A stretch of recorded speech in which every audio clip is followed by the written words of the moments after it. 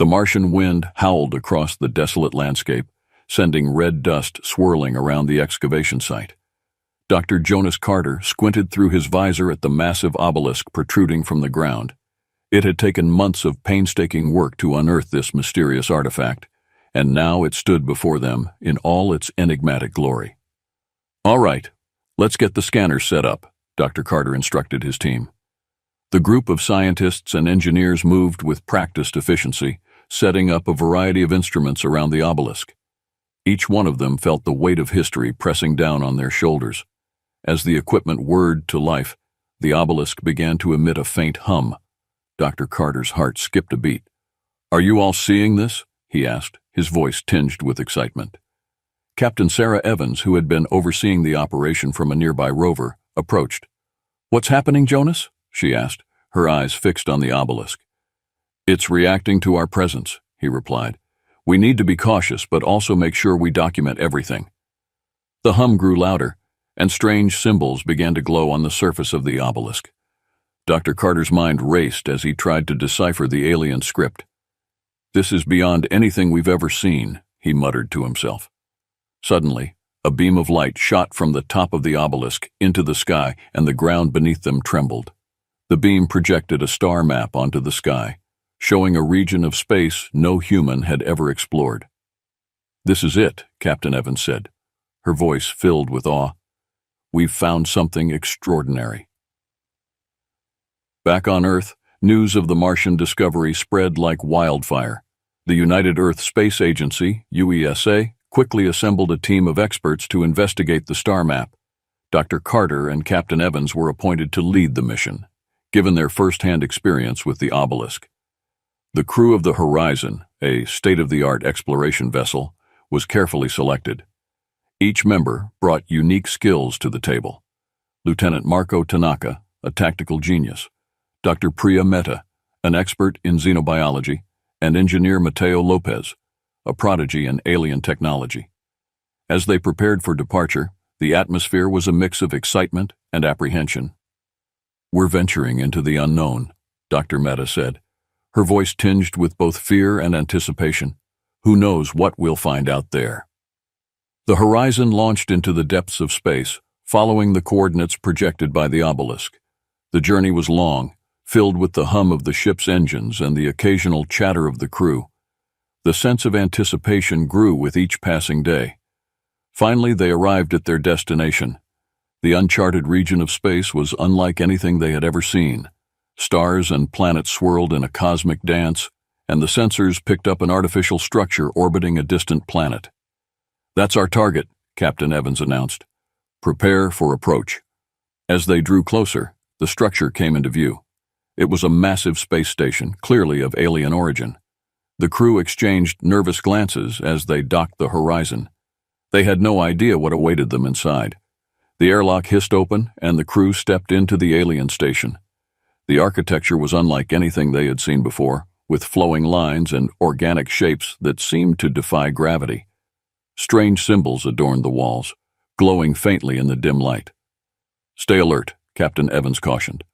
"We don't know what we're dealing with here." As they explored the station, they encountered a group of beings. The aliens were tall and slender, with skin that shimmered in hues of blue and green. Their eyes glowed with an inner light, and they moved with an ethereal grace. One of the aliens stepped forward and spoke in a melodic language. Dr. Mehta activated her translator device, and the alien's words became clear. "Welcome, travelers from Earth," the alien said. "We are the Valtari, custodians of this region. Your presence here is unexpected, but intriguing." Captain Evans stepped forward, her expression calm but wary. "We come in peace," she said. "We discovered a map that led us here. We seek knowledge and understanding." The Valtari leader, who introduced himself as Aaron, nodded. "We have been observing your species for some time. You possess great potential, but also great capacity for destruction. We must decide if you are worthy of our trust." Over the next few days, the humans and Valtari engaged in a series of cultural exchanges and discussions. The Valtari shared their advanced technology and knowledge, while the humans demonstrated their ingenuity and adaptability. Despite initial tensions, a mutual respect began to form. However, the peace was fragile. The crew of the Horizon uncovered disturbing information about a warlike alien race called the Krythar. The Valtari confirmed the threat, explaining that the Krythar had been conquering and enslaving other species across the galaxy. "This changes everything," Captain Evans said, her voice steely with determination. "We need to prepare. If the Krythar are coming, we have to be ready." The Valtari agreed to help humanity, forming a tentative alliance. Together they began to develop a plan to defend against the Krythar threat, knowing that their survival depended on their ability to work together. The Horizon returned to Earth with urgent news about the Krythar threat. Dr. Carter and Captain Evans presented their findings to the United Earth Space Agency and the Global Defense Council. The holographic display showed the vast Krythar fleet and the trail of destruction they had left across the galaxy. "We must act quickly," Dr. Carter urged. "The Krythar are unlike any enemy we've faced. Their technology is advanced, and their ruthlessness knows no bounds." President Elena Ramirez, the head of the Global Defense Council, leaned forward. "We need to form a united front," she said. "We'll reach out to our allies and mobilize our forces.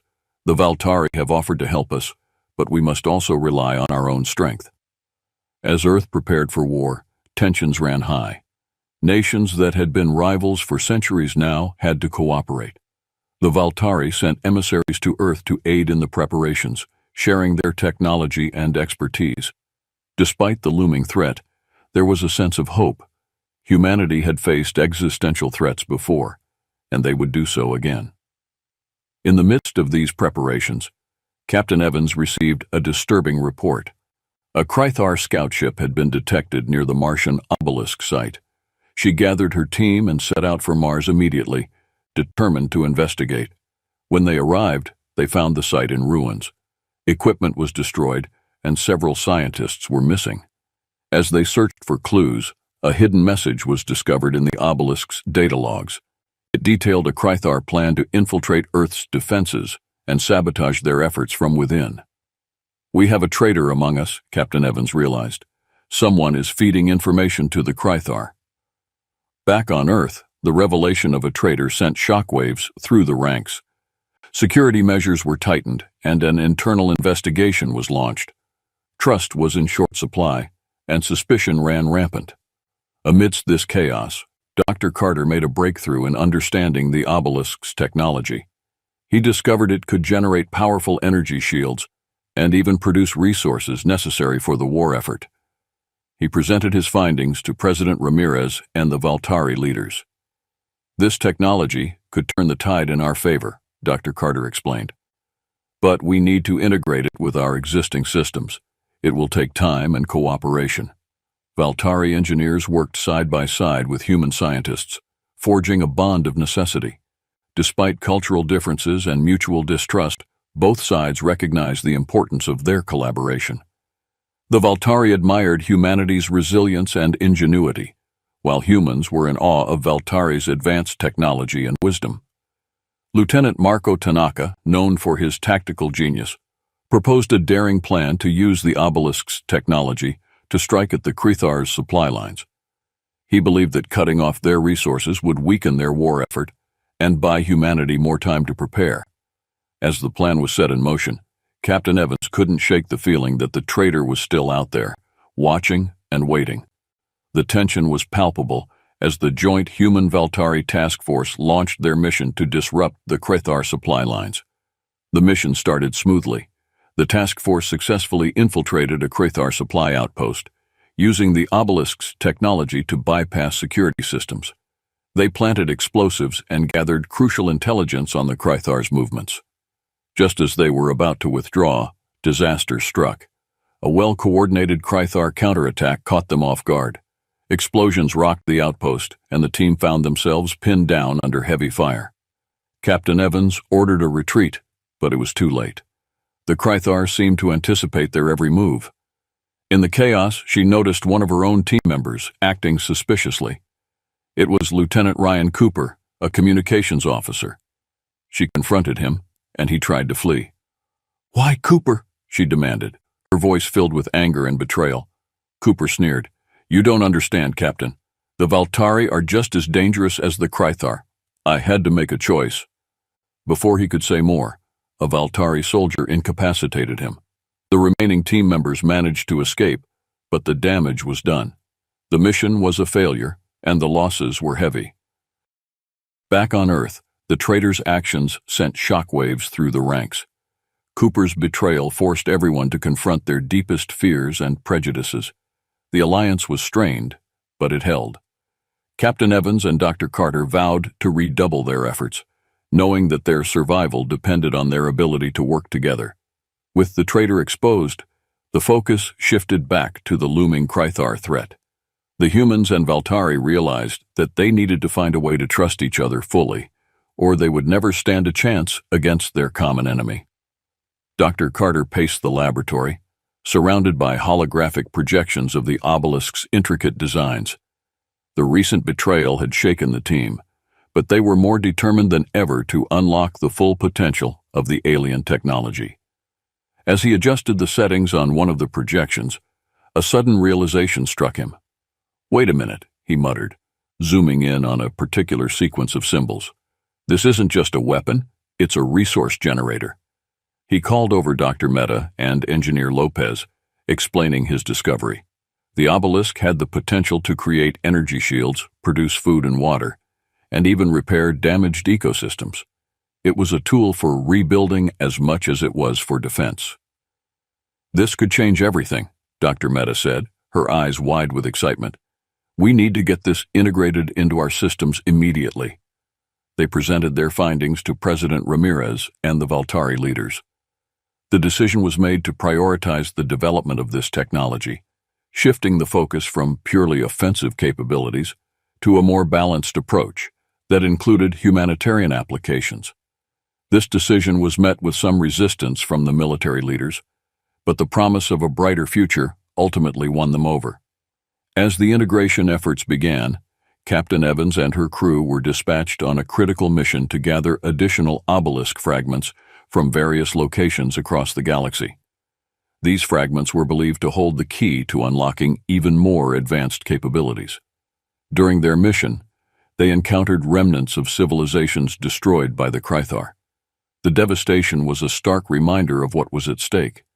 However, they also found survivors, refugees from different species, who joined their cause, each bringing unique skills and knowledge. The intelligence gathered from the obelisk fragments indicated that the Krythar were planning a massive invasion of the Sol system. The Allied forces needed more information to prepare an effective defense. Captain Evans proposed a daring plan to infiltrate a Krythar stronghold and gather crucial intelligence. Lieutenant Tanaka, with his tactical expertise, led a small team on the mission. They used advanced cloaking technology, courtesy of the Valtari, to slip past Krythar defenses. The stronghold was a labyrinth of alien architecture, filled with heavily armed guards and sophisticated security systems. The team moved with precision, avoiding detection as they hacked into the Krythar mainframe. What they discovered was both alarming and motivating. The Krythar were preparing a fleet that dwarfed anything humanity and the Valtari had seen before. Their objective was clear. Earth was the next target. Just as they were about to exfiltrate, they were discovered. A fierce battle ensued, with Tanaka's team fighting their way out. The mission was a success, but not without cost. Several team members were injured, and the reality of the Krythar threat loomed larger than ever. Back on Earth, the data retrieved by Tanaka's team was analyzed. It provided invaluable insights into Krythar strategies and weaknesses. This information became the cornerstone of the Allied defense plans. The day had come. The Krythar fleet appeared on the outskirts of the Sol system, a menacing swarm of ships that blotted out the stars. Earth's combined human and Valtari forces stood ready, their fleets positioned in strategic formations around the planet. President Ramirez addressed the world in a broadcast that was also transmitted to the Valtari homeworld. "We stand at the brink of an unprecedented battle, but we are not alone. Today, we fight not just for Earth, but for every free species in this galaxy. We are united, and we will prevail." The Krythar struck first, their ships unleashing a torrent of firepower. The Allied forces responded in kind, their newly integrated technology proving its worth. Energy shields absorbed and deflected the Krythar attacks, while advanced weaponry returned fire with devastating precision. Space became a chaotic battlefield, with ships darting and weaving through a storm of lasers and explosions. The Horizon, now a flagship of the fleet, led several critical offensives, targeting Krythar command vessels and disrupting their coordination. Captain Evans coordinated with Valtari leaders, leveraging their combined knowledge to outmaneuver the Krythar at every turn. Dr. Carter and his team worked tirelessly from a command center on Earth, using the Obelisk's technology to support the fleet and monitor the battlefield. Despite their efforts, the battle was brutal. Ships were lost and lives were sacrificed. At one point, a Krythar boarding party breached the Horizon. Captain Evans and her crew fought them off in close-quarters combat, demonstrating humanity's tenacity and resolve. Amidst the chaos, a breakthrough came. Dr. Mehta discovered a weakness in the Krythar flagship's shield matrix. Captain Evans seized the opportunity, leading a daring assault on the Krythar flagship. The battle was intense, with the Horizon taking heavy fire, but they managed to breach the Krythar defenses. In a final desperate maneuver, Captain Evans sacrificed herself, ramming the Horizon into the Krythar flagship and destroying it from within. The explosion sent shockwaves through the Krythar fleet, sowing confusion and fear. Inspired by Evans's bravery, the Allied forces rallied. They pressed their advantage, pushing the Krythar back and ultimately forcing their retreat. The Battle of Sol was won, but the cost was high. The loss of Captain Evans was deeply felt, but her sacrifice had saved countless lives and secured a future for humanity and their allies. The wreckage of the Horizon floated in space, a testament to the fierce battle that had taken place. The loss of Captain Sarah Evans weighed heavily on everyone. Her sacrifice had turned the tide of the battle, but it had come at a great personal cost to the crew who had served under her command. Dr. Carter stood before the assembled crew of the Horizon and the Allied forces. Today we mourn the loss of a great leader and a dear friend. Captain Evans's bravery and selflessness have given us a chance to build a better future. We must honor her memory by continuing her work. As Earth and the Valtari began to rebuild, they received a transmission from the Krythar. It was an ultimatum: surrender and become part of their empire, or face total annihilation. The message was clear: the Krythar would not stop until they had conquered all. President Ramirez and the Valtari leaders convened an emergency council. They decided that the only way to ensure lasting peace was to take the fight to the Krythar homeworld. The newly strengthened alliance prepared for the final assault, drawing on the technology and resources provided by the Obelisk. Meanwhile, Dr. Carter and Dr. Mehta worked tirelessly to unlock the remaining secrets of the Obelisk. They discovered a way to enhance the energy shields and weapons, making them even more effective against Krythar defenses. Engineer Lopez and his team quickly implemented these upgrades across the fleet. With the preparations complete, the Allied forces embarked on their most dangerous mission yet. They knew that this battle would determine the fate of their worlds and the future of the galaxy. The Allied fleet emerged from hyperspace near the Krythar homeworld, a planet shrouded in darkness and fortified with formidable defenses. The Krythar fleet awaited them, ready to defend their stronghold to the death. Admiral Marcus Steele, a seasoned military strategist, took command in Captain Evans's absence. All ships, prepare for engagement. This is it, our final stand, for Earth, for the Valtari, and for every species oppressed by the Krythar. The battle began with a coordinated strike on the Krythar's outer defenses. The Obelisk-enhanced shields proved their worth, absorbing and deflecting the enemy's powerful energy blasts. The Allied fleet pressed forward, determined to breach the Krythar lines. Dr. Carter and Dr. Mehta monitored the battle from the command center on Earth. They guided the fleet using real-time data from the Obelisk, identifying weak points in the Krythar defenses. The information proved invaluable, allowing the Allies to outmaneuver their opponents. On the ground, elite strike teams infiltrated the Krythar's planetary defense installations. They faced intense resistance but were relentless in their mission. Among them was Lieutenant Tanaka, leading a squad tasked with disabling the Krythar's main power grid. The fighting was brutal, but their resolve never wavered. As the battle raged, the Allied forces gradually gained the upper hand. Admiral Steele ordered a full-scale assault on the Krythar Command Center, located deep within a fortified mountain range. The flagship of the Allied fleet, the Liberty, led the charge. Inside the command center, Krythar leaders desperately tried to rally their forces, but the relentless advance of the Allies, combined with the strategic brilliance of Admiral Steele and the technological superiority provided by the obelisk, proved too much for them. In a final, decisive strike, the Liberty unleashed a barrage of obelisk-enhanced weaponry, penetrating the Krythar Command Center's defenses. The structure collapsed in a fiery explosion, marking the end of the Krythar's reign of terror. With the Krythar defeated, the Allied forces turned their attention to the monumental task of rebuilding and healing.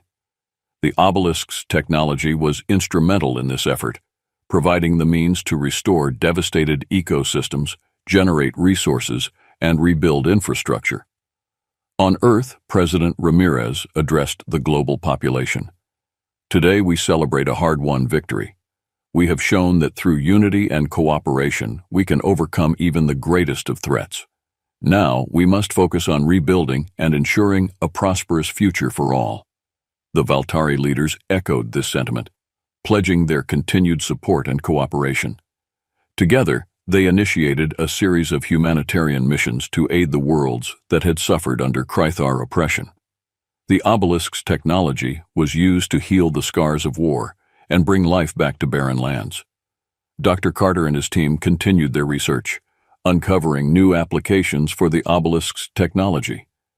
They established a series of research facilities dedicated to exploring these possibilities, inviting scientists from across the galaxy to collaborate.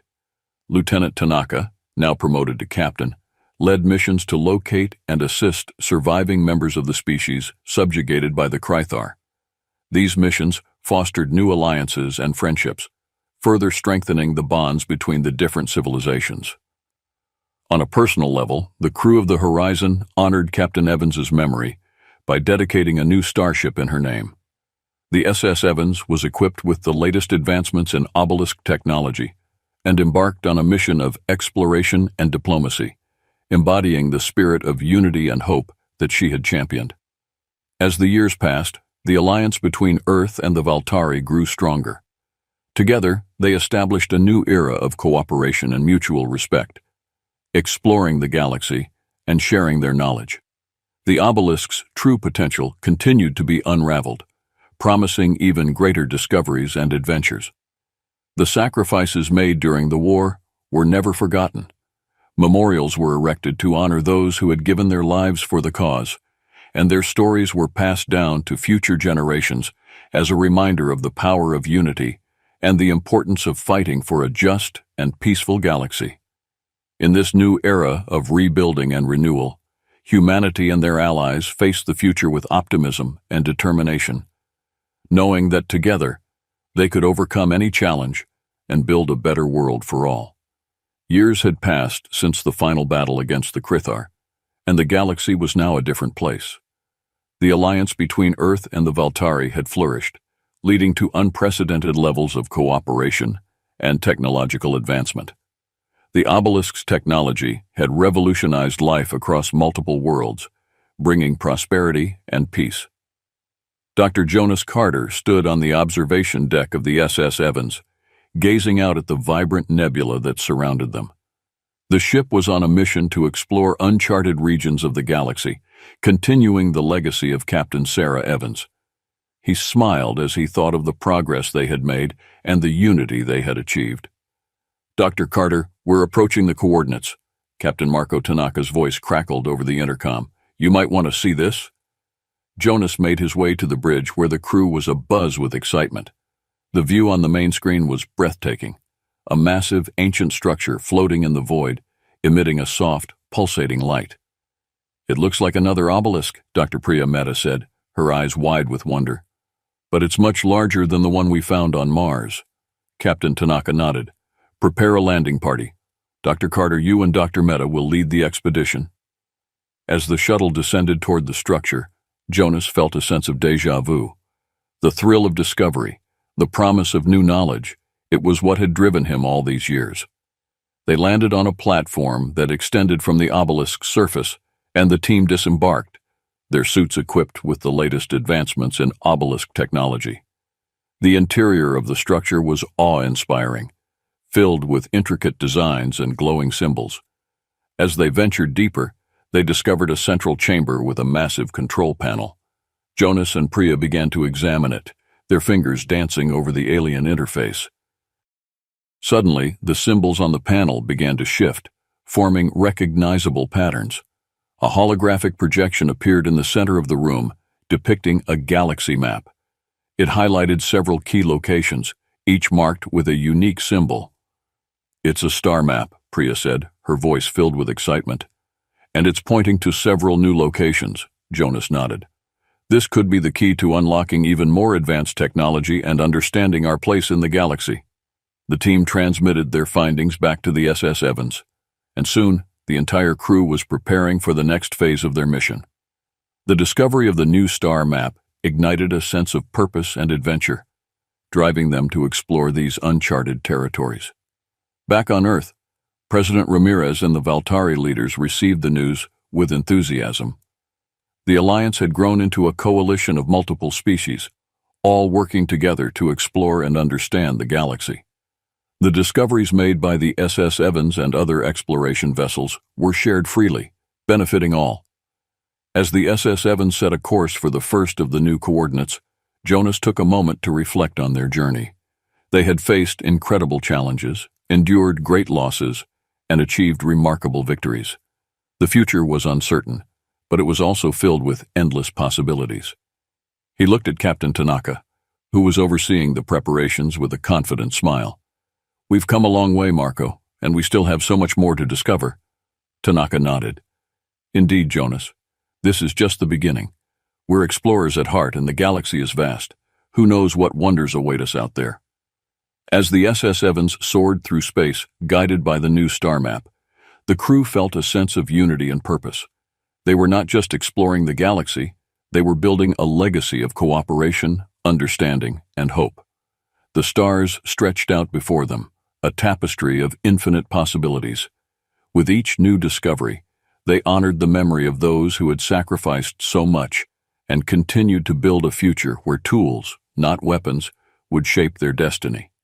And so, under the light of distant stars, humanity and their allies embarked on new journeys, united by a shared vision of peace and progress. The dawn of a new era had begun, and the galaxy was theirs to explore.